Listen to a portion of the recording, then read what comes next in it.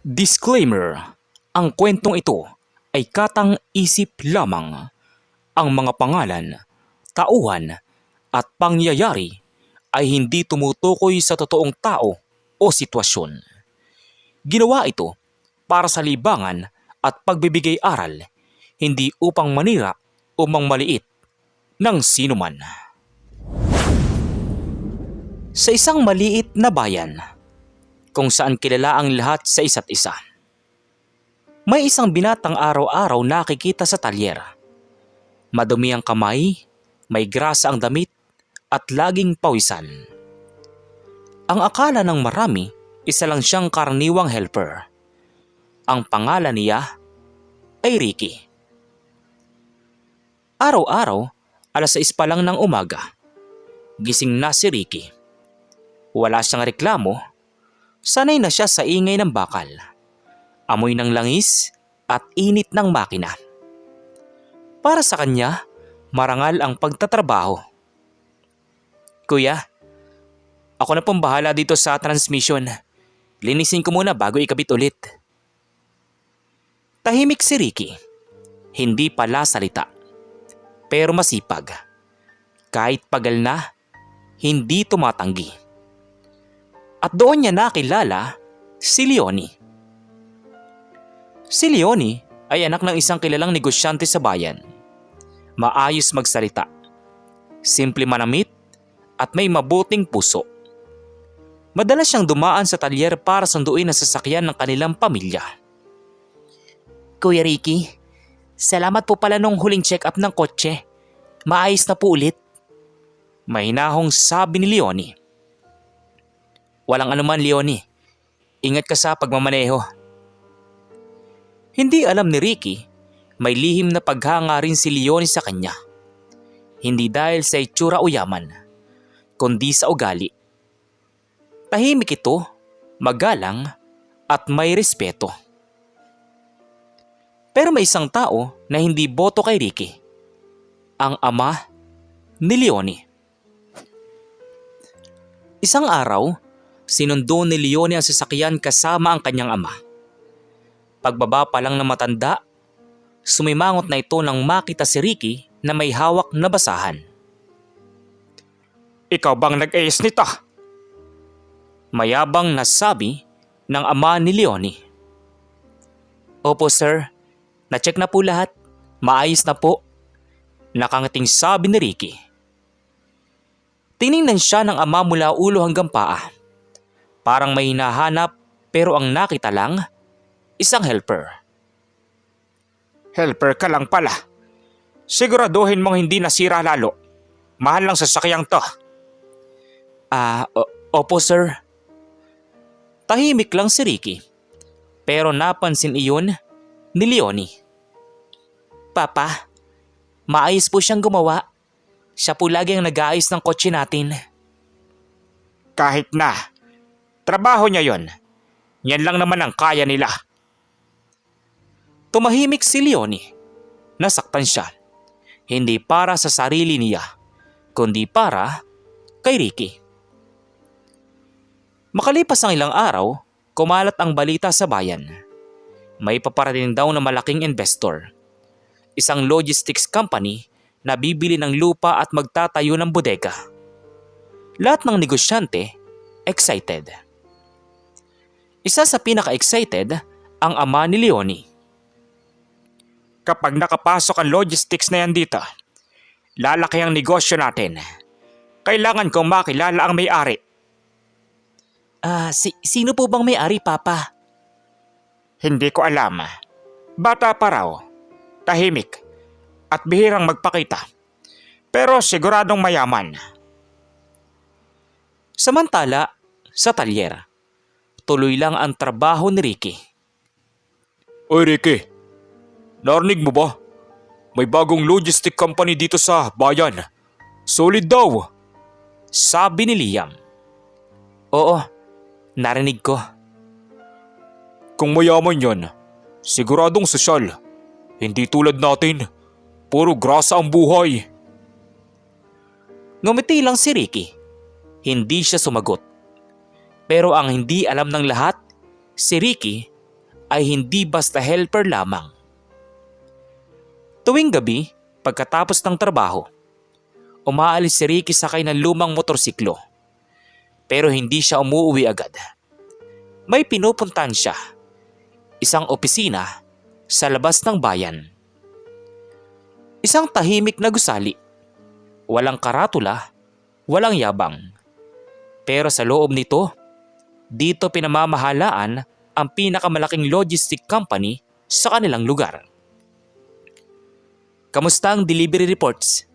May delay ba sa North Route? Seryosong tanong ni Ricky. Wala po Sir Ricky. Lahat on time. Professional na boses na sabi ng isang empleyado. Oo, si Ricky ang may-ari. Pero pinili niyang manahimik. Pinili niya magtrabaho bilang helper. Hindi para magpanggap, kundi para mamuhay ng normal. At higit sa lahat, para malaman kung sino ang totoo sa kanya at sino ang tumitingin lang sa estado ng buhay. Sa susunod na mangyayari, ang ama ni Leonie ang unang matututo ng leksyon. Isang leksyong hindi niya inaasahan. May mga araw na mas masakit ang salita kaysa suntok. At iyon ang naranasan ni Ricky. Hindi sa talyer, kundi sa harap ng taong mahal niya. Isang hapon, inimbitahan si Leonie ng kanyang ama na sumama sa isang maliit na salo-salo sa bahay. May ilang negosyante roon. Usapan ang paparating na logistics company. Leonie, isuot mo yung maayos. May mga importante tayong bisita. Opo Papa. Hindi alam ni Leonie na kasama sa imbitasyon ng isang taong ayaw ng ama niya, si Ricky. Hindi dahil gusto siyang imbitahan, kundi dahil nagkataon. Pagdating ng mga bisita, isa-isa silang nag-usap tungkol sa negosyo. May nabanggit ng pangalan ni Ricky, pero ibang Ricky. Sabi raw ng kakilala ko, tahimik, pero bata pang may-ari ng logistics company. Hindi nagpapakita daw. Ganyan talaga ang mayayaman. Hindi tulad ng mga helper na hanggang talyer lang ang abot. Napatingin si Leonie sa ama niya. Alam niyang may patama iyon. Papa, hindi naman po nasusukat ang tao sa trabaho niya.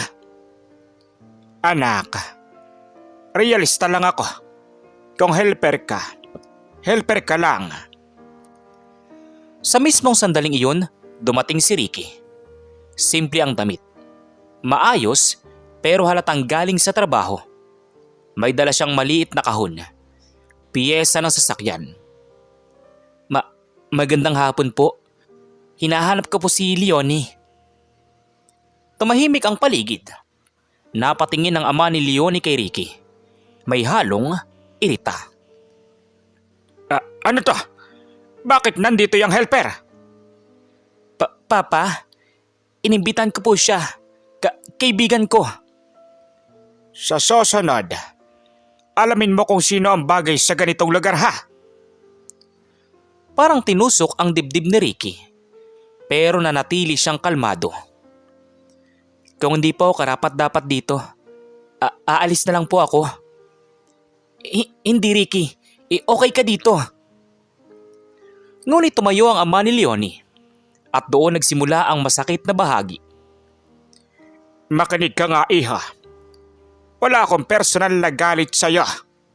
Pero maging makatotohanan tayo. Dahil doon, napatahimik si Ricky. Helper ka. Hanggang dyan lang ang mundo mo. Ang anak ko, para sa mas mataas ang estado sa buhay. Maliwanag. Nag-init ang mukha ni Leonie. Papa, sobra na po yan. Hindi ako nagsisinungaling anak. Ayaw kong umasa ka sa lalaking walang kinabukasan. Tumingin si Ricky kay Leonie. May lungkot pero walang galit. Naintindihan ko po kayo sir. Mahinahong sabi ni Ricky. Iyon ang ikinagulat ng lahat. Walang sagot, walang depensa. Ikaw pala yan, Ricky. Ikaw ba yung helper sa talyer? Boses ng malakas na sabi ni Liam. Oo. Grabe pare, mula grasa hanggang social gathering. Astig ka rin. Natawang ilan. Napahiya si Ricky. Pero hindi siya yumuko.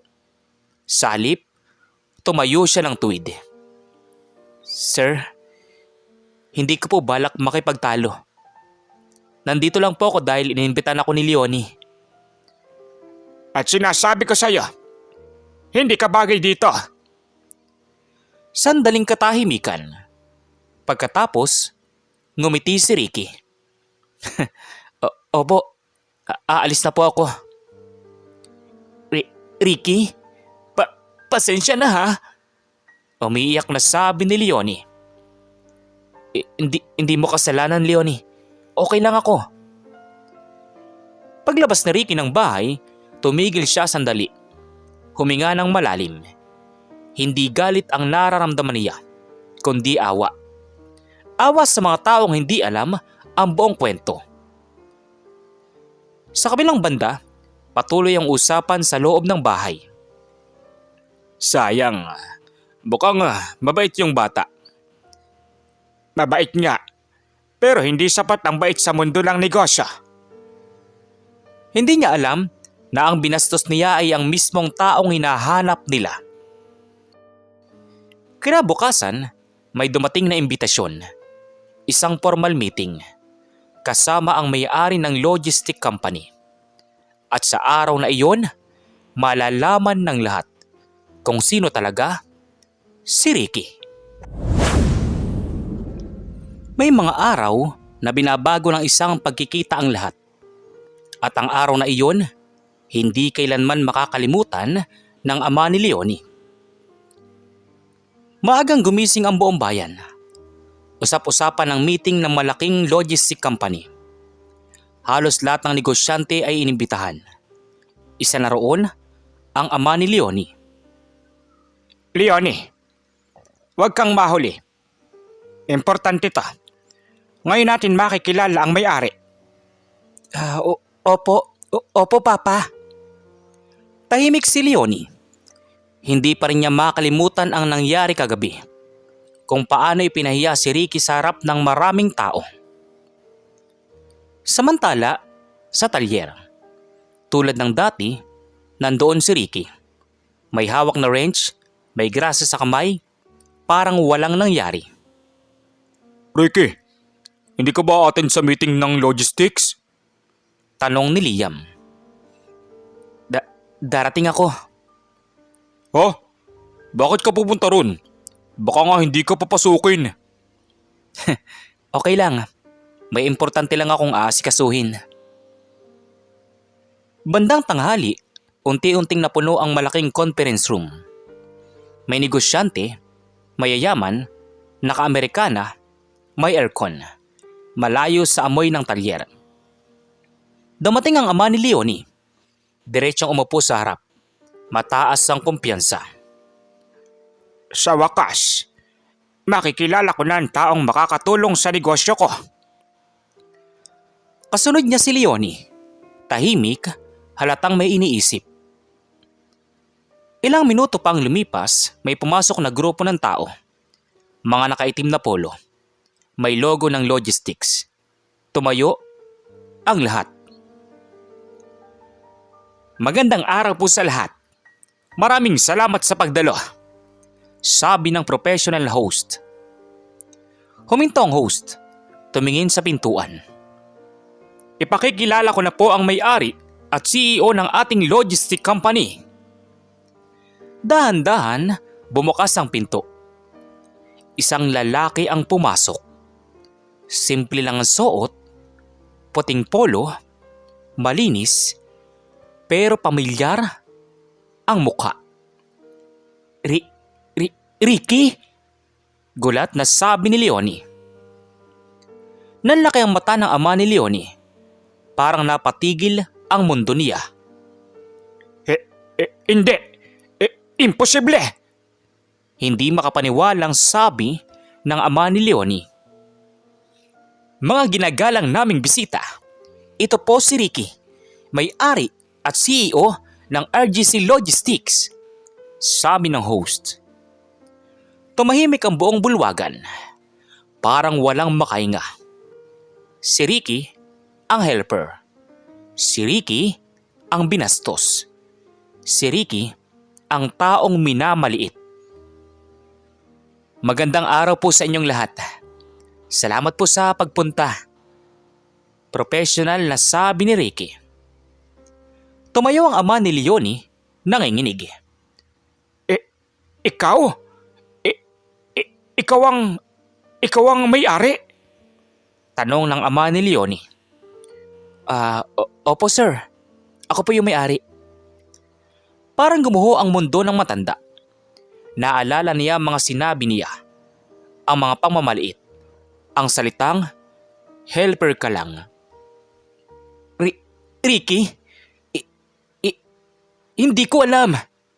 Nangingilid ang luwang sabi ni Leonie. Okay lang Leonie. Hindi mo kasalanan. Samantala, nagpatuloy ang presentasyon. Mga proyekto, mga plano, halatang bihasa si Ricky. Hindi nagmamalaki. Diretso lang magsalita.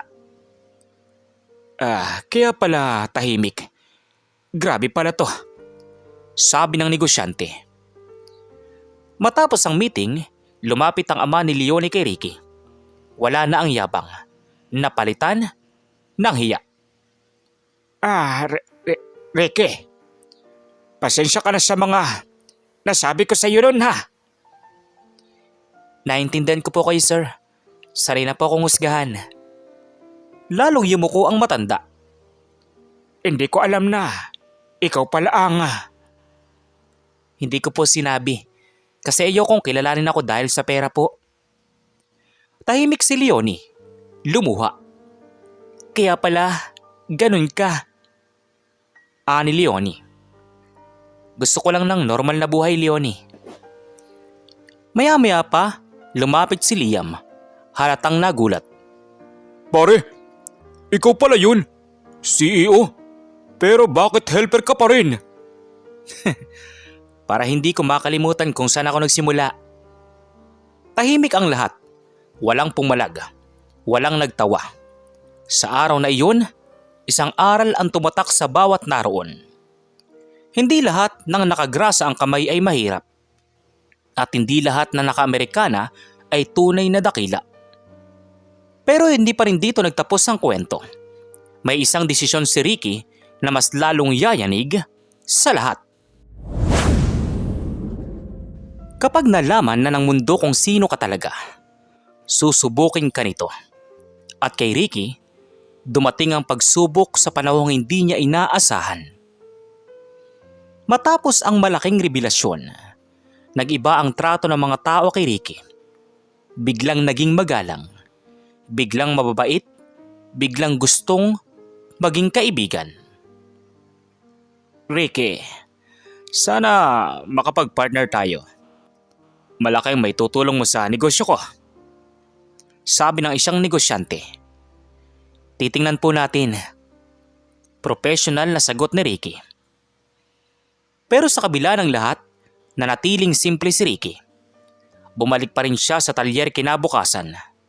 Parehong oras, parehong damit. Pare, seryoso ka ba? CEO ka na. Nandito ka pa rin? Oo, hindi naman nagbabago ang trabaho kapag nagbabago ang tingin ng tao, di ba? Sa kabilang banda, tahimik ang ama ni Leonie. Hindi na maibalik ang mga salitang nasabi niya.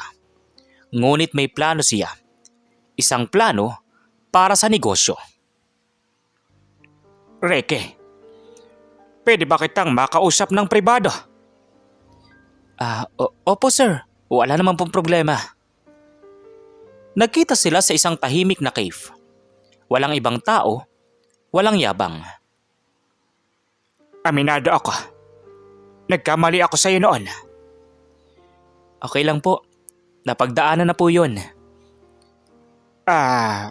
Gusto kong makipag-partner sa'yo. Ilalagay ko ang lupa ko para sa bodega ninyo. Tahimik si Ricky. Hindi agad sumagot. Sir?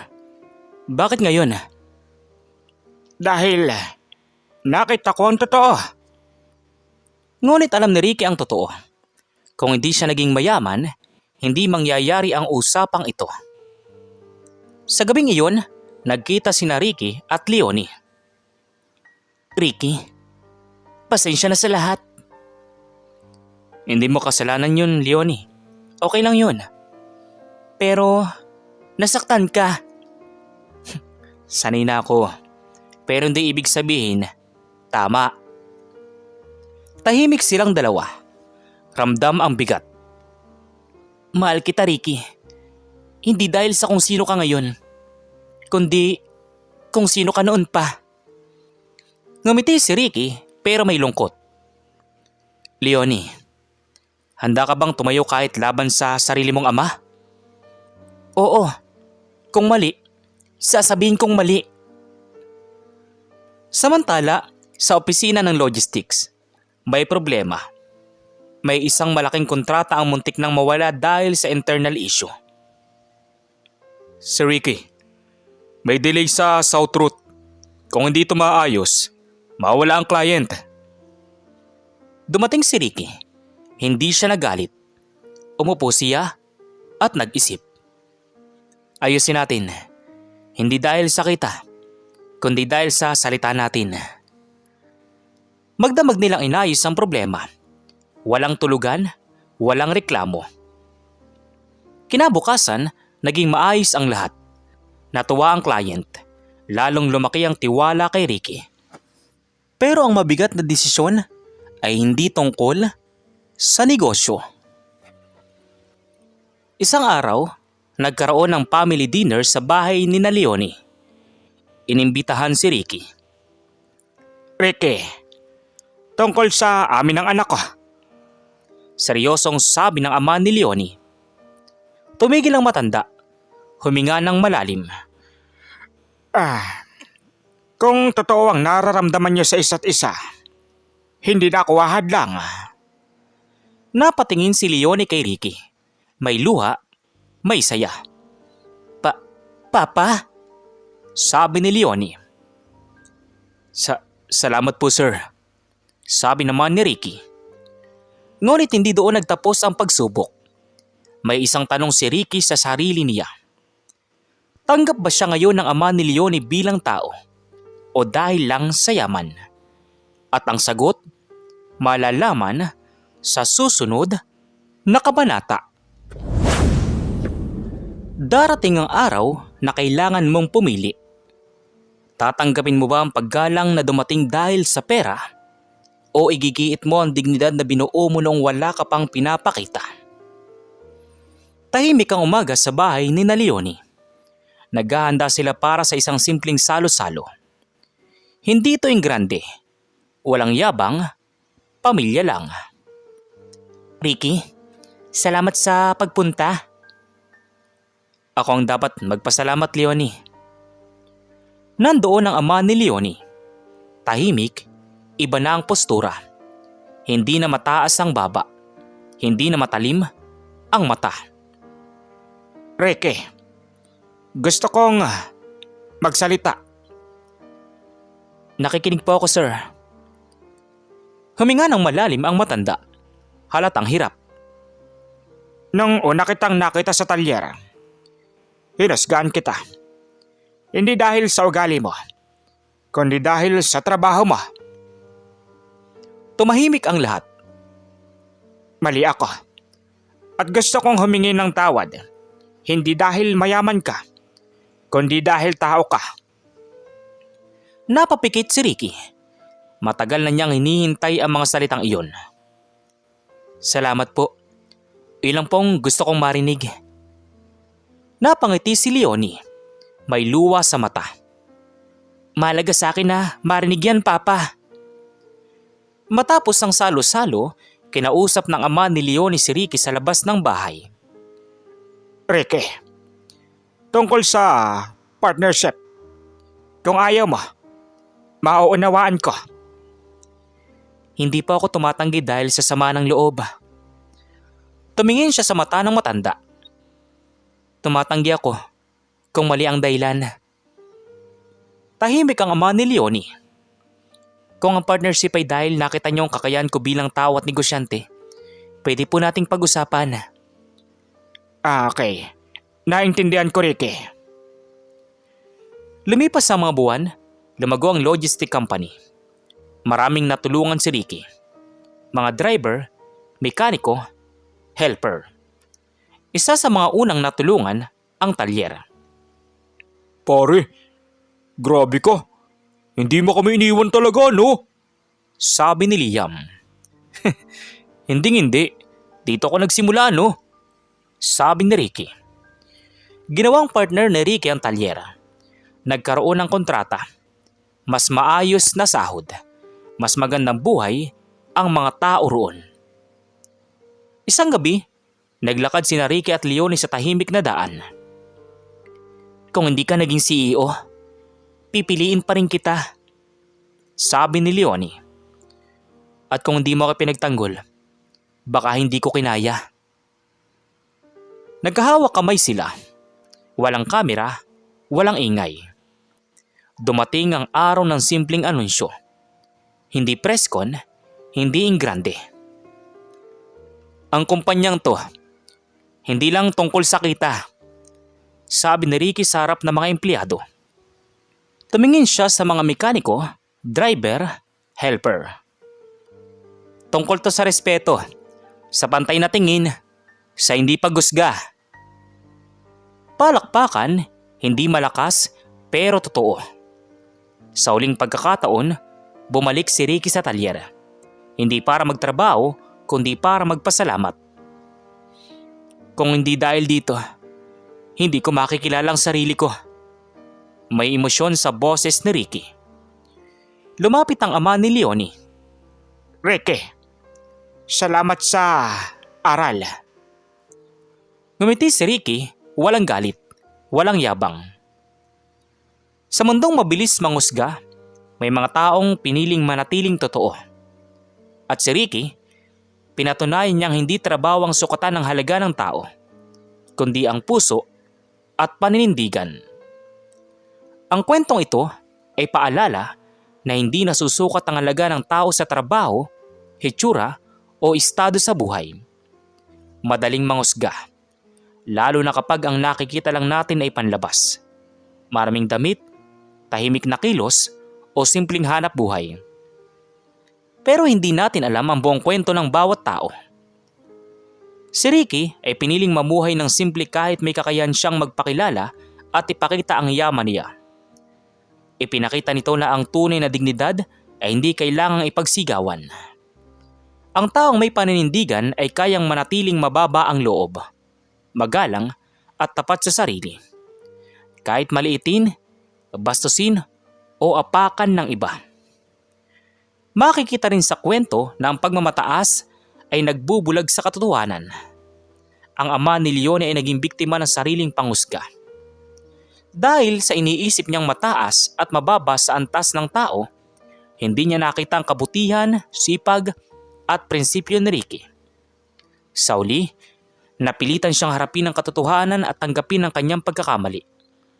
Dito natin matututunan na walang masama sa paghingi ng tawad, lalo na kung ito'y taos sa puso. Isa ring mahalagang aral ang pagiging patas sa pagmamahal at respeto. Si Leonie ay tumindig para sa tama. Hindi siya natakot magsabi ng totoo kahit laban ito sa sarili niyang ama. Ipinakita nito na ang tunay na pagmamahal ay hindi bulag. Ito ay may paninindigan at lakas ng loob. Sa kwento ring ito, malinaw na ang yaman ay hindi masama. Ngunit nagiging masama ito kapag ginawang sukatan ng pagkatao. Pinatunayan ni Ricky na ang pera ay dapat gamitin upang tumulong, magtuwid at magbigay ng oportunidad, hindi para mangapi o magmataas. Ang tunay na leader ay marunong lumingon sa pinanggalingan at hindi nakakalimot sa mga taong nakasama sa hirap. Sa uli, Ang pinakamahalagang aral ay ito. Bago ka humusga, makinig. Bago ka mang maliit, mag-isip. Bago ka magmahal o rumispeto, alalahanin mong pare-pareho lang tayong tao. Ang buhay ay may paraan ng pagbabalik ng lahat. Salita, kilos, at pagtrato. Kaya piliin nating maging mabuti. Dahil hindi natin alam kung sino ang taong tahimik lang pala, pero may pinakamalaking puso. Kayo, ano pang masasabi niyo sa kwento natin ngayong araw? At kung ano mga aral po ang mga natutunan ninyo?